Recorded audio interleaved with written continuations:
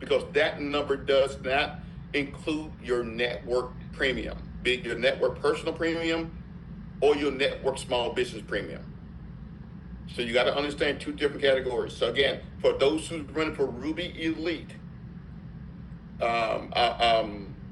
Sapphire Elite and Emerald, those numbers are going to be over on personal premium on the B2B leaderboard, which is under the business solutions.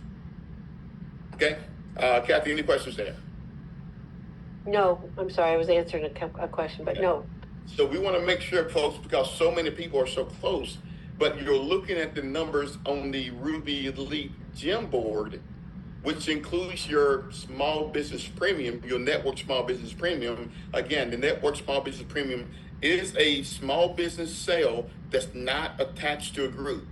And you can see those numbers on the gym level leaderboard, but those standalone small business plan without a group, again, will not count for your move to Sapphire or Emerald. Okay.